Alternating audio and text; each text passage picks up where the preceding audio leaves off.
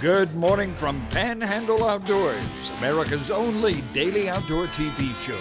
Your source for fishing, hunting, and information for folks who enjoy the great outdoors. Now sit back, relax. It's Panhandle Outdoors. Good morning, folks. Welcome to Panhandle Outdoors. I'm Winston Chester. I'm glad you're here this morning. Got a great show lineup on this Friday morning. It's been a good week on the show. We've appreciated the guests that's come on, and a lot of them driven a long way just to be on the show. We do appreciate it. Appreciate your feedback. Let's move on with our weather. Brought to us by Gulf Coast Air Conditioning, Drew Pollard, and hard-working crew taking care of our everyday comfort needs. High today, 92, low 76, exactly what it was yesterday, and the water temperature is the same as it was yesterday, 86 degrees. Our river reading brought to us by Panama City Coca-Cola, the Apalachicola at Bluntstown. This morning reading a 4.2. Man, that is good shape over there. The Choctaw Caraville, 3.2. Really good conditions for the river. It's going to be low, so the fish going to be sort of holed up. You get into those creeks and go around that turn, the feeder creeks, and go around that turn, and be a little hole out there, and just throw a cricket or worm in there. And they won't even eat that. They just jump in your boat and they take me home. Y'all been in those days. Tide chart brought to us by Kent Forest Lawn. What great tides. June the 21st, we're looking at the strong outgoing tide. This morning it's coming in about 11:27, and then a 1:27. I'm got my times mixed up. 9:15 low tide, and then 8:49 it's going to be high and then going out. Really strong. The fishing game times is what I was looking at. Only one game time today, 11:27 to 1:27. That's I read my notes wrong. Wind has been strong all week. We'll talk about it in the fishing report, and it's still coming out of the east, northeast at about 14. I sort of feel, I heard for our charter captains, they really had a lot of trips called off this week. They just flat out can't get offshore. Our inshore guys are struggling with the weather, and it's just it's been some tough times. So we just have to deal with it, and hopefully we'll get some good weather coming in so they can catch up. A lot of folks are really good about making up their dates if it gets canceled. I know our first Saturday we lost with Billy Archer on a Seminole Wind. We're making it up on August the 23rd. So we're going to make it up. All right, let's take a break. We'll be right back.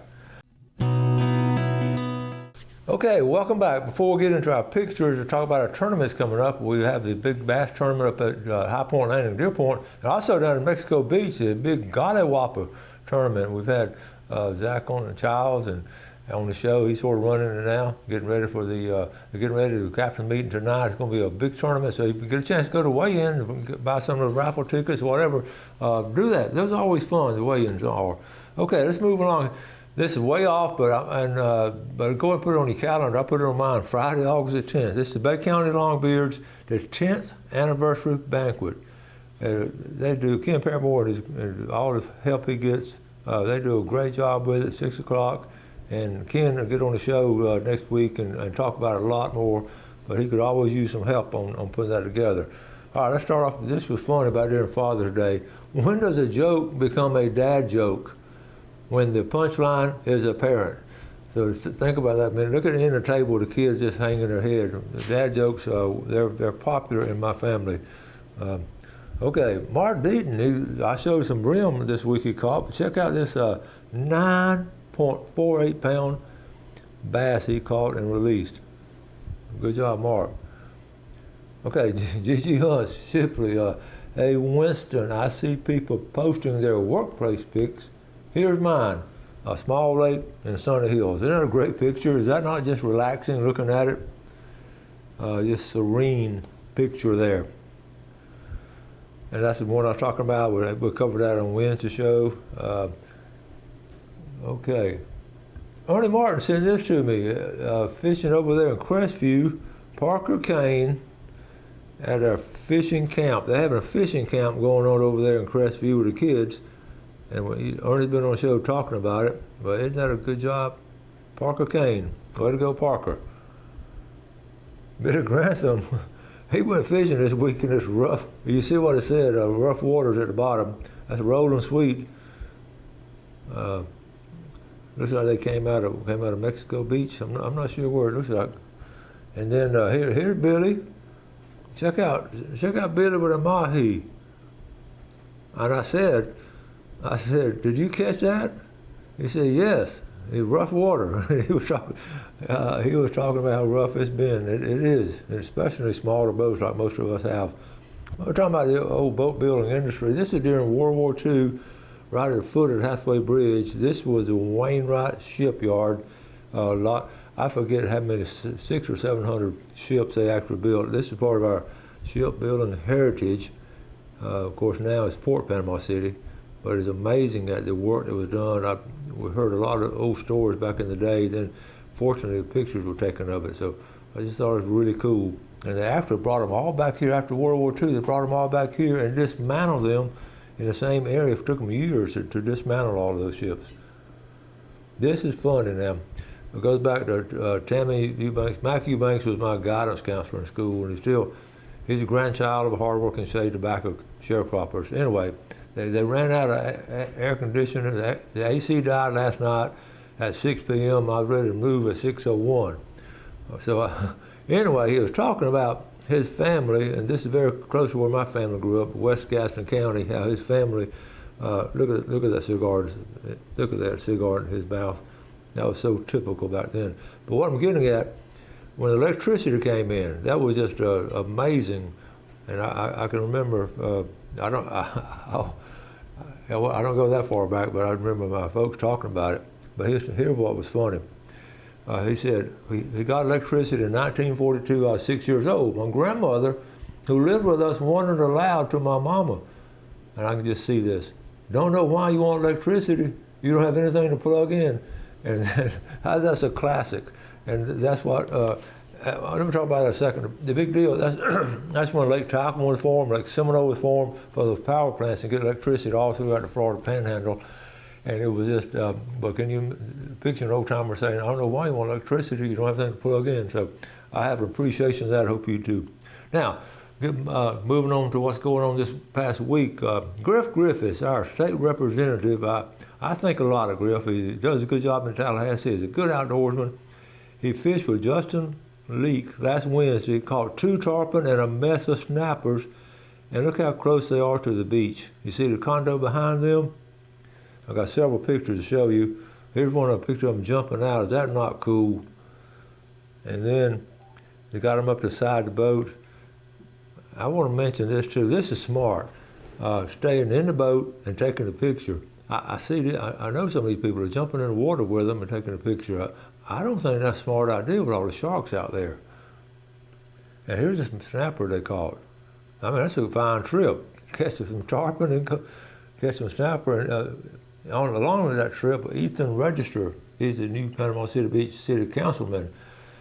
So that I love to see our elected officials that get outdoors and do some things like that. It's just always good. But getting back to the sharks, you start thinking about a tarpon going back and forth. You fight them for a long time, and you know those sharks are close by. Just watching them because it's a wounded fish to them. And then people get up close to shore and knee-deep, waist-deep of water, and they jump in the water with them. I don't think that's a good idea. But I'm almost stay in the boat and like that other picture right here. Let's take a break. We'll be right back. Okay, welcome back. Glad you're with us this Friday morning. Let's take a look. We're talking about the Sea Quarters tournament last Saturday. Here's the results right here. I've got a picture of the board. Hope you enjoyed the video yesterday. Let's start off with the king mackerel.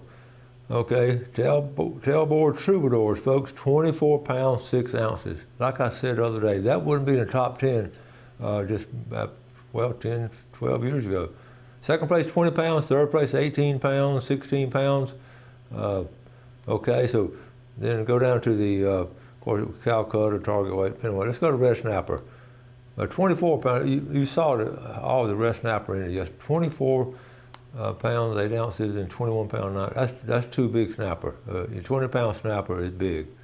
Spanish, 4 pounds, and really now look at second place, 2 pounds. Hardly any Spanish were caught. So again, the target weight is always interesting. The target was 7.2, and they got a 7.3. So, and the youth angler about 20 pounds. So anyway, on on that tournament, getting back to the king mackerel, and I mentioned this early part of the week, it was just amazing at the lack of king mackerel caught, and it also was the second thing amazing was you saw the boats, the multi-million-dollar boats. I mean, those boats were amazing. And I got to thinking, this has been on my mind since that's what etched in my brain, the picture of those two things. Just because you have a big old fancy boat, don't mean you can catch a big old mackerel.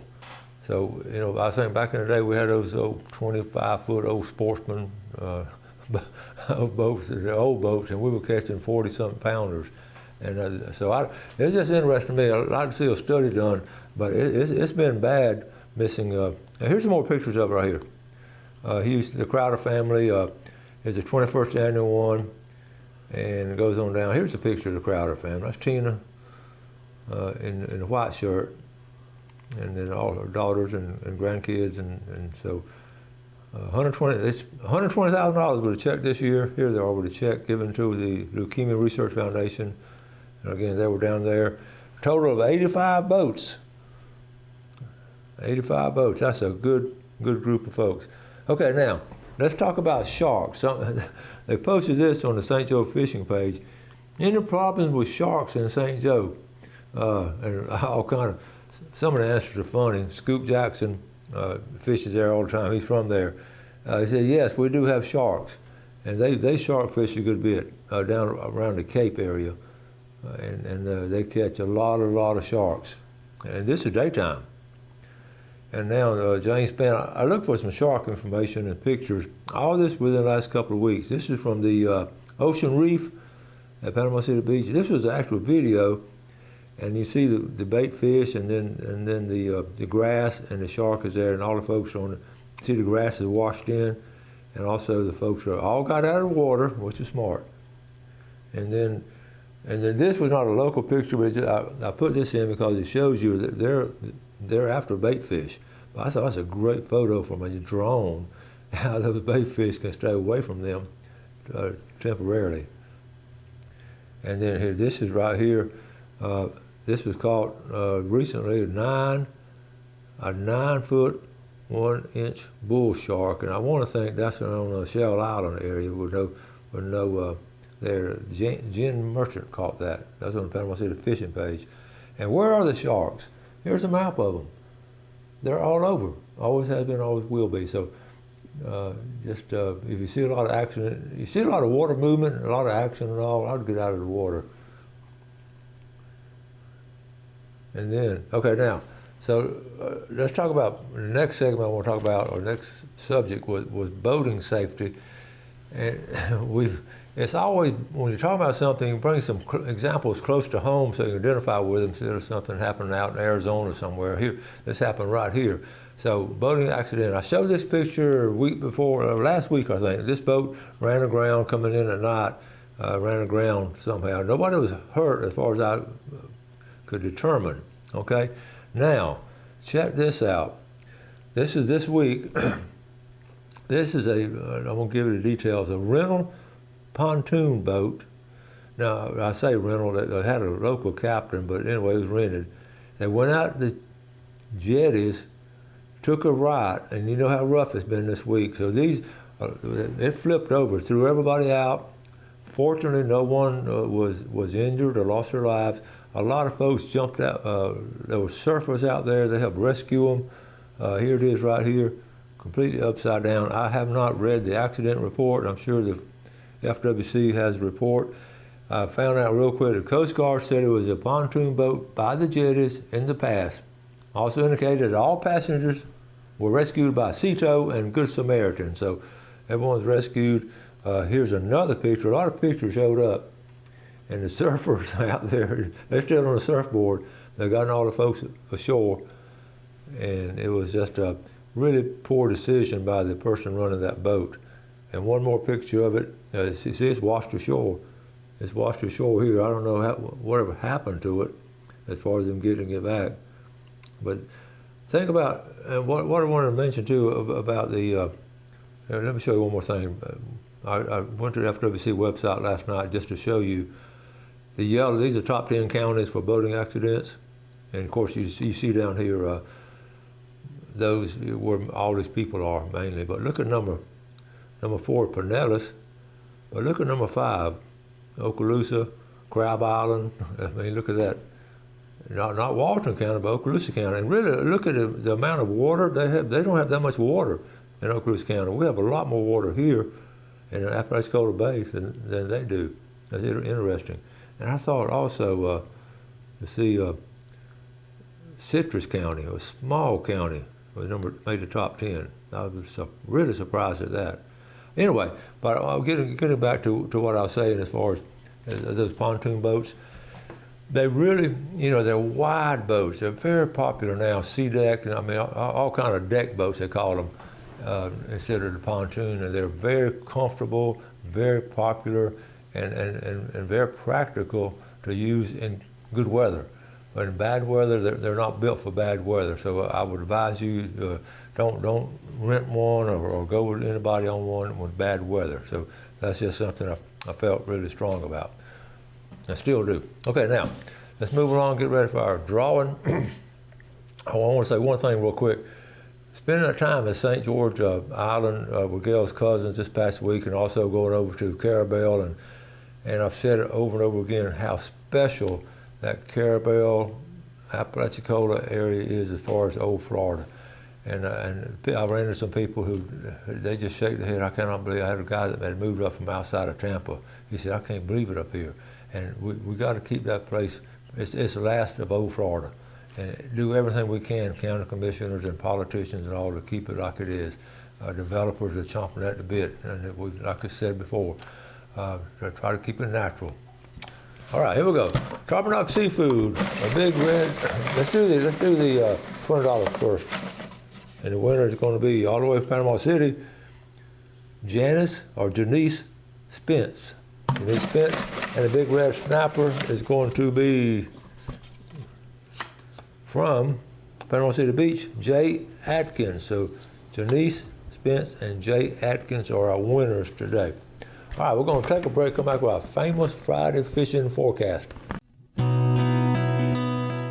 Okay, welcome back and welcome to the famous Friday fishing forecast, brought to us by Jessica Ling Insurance and Financial Group, and also Matt Andrews of Hammer Down Roofing. Two good businesses, locally owned, and hard-working folks in those businesses. So give them some business if you can.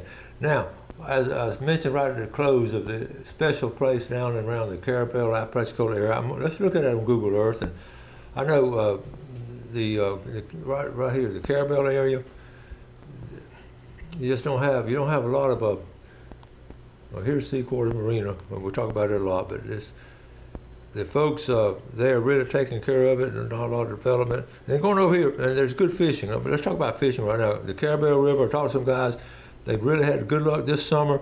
Back here behind Dog Island, right here in the center right there, Dog Island's been good fishing this summer. And we're halfway through the summer. And also, right around the pass, they've caught some really nice fish in this cut right here. St. George Island will always be a special place to me. Gail and I actually spent our honeymoon in St. George Island. But it is so natural, especially down toward the state park. And the bay, these docks right here, let me see, I don't know if they're going to show up. The docks right in here, this is really good fishing. And see these little cuts in here? And a lot of people we take it for granted. The beach fishing has always been strong. And then down here at the cut, the Bob Sykes cut, you can't get there on land, but you certainly get there by boat. But see all these docks right here? You stop and think about it now. They're coming right here in the center. They're coming into the bay, and a lot of times they're going to hang a right because the structure right in there. That's one of the top fishing spots in Apalachicola Bay. So that's always strong in that area. Now what I wrote down, okay, go back to what I written down last night. I got tickled. I looked at last week's report and this week's report, and they're similar because I wrote down wind. The wind is having such an effect on fishing. I talked about that earlier. But looking on the good side of the wind, in the inland, it keeps the bugs away. It blows the bugs away, and it's been a lot cooler. Not a lot cooler. It's been a little bit cooler, especially in the mornings with that really good steady breeze. So you can always find something good in a situation, but it has been rough out there. The river.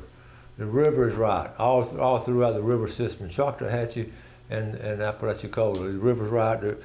You've seen pictures. I talked to a buddy, actually Gail's cousin. They'd fished up in Kennedy Creek on the Liberty County side where Kennedy Creek comes in, and it is. I don't know if I can get to it that quick, but Kennedy Creek is way up in this area, way up in here. Okay, so that area, Stiff and Ugly. See Stiff and Ugly right up in there, and Kennedy Creek is down below there. But they had a really good Stiff and Ugly. The creeks down here, all these feeder creeks along the Apalachicola. But what I say, I wrote down the creeks. The creeks are right. Kennedy Creek, Black Creek on the Choctawhatchee is in good shape. Catfish on the Choctaw River. Someone sent me some pictures. Really good catfishing on the Choctawhatchee River.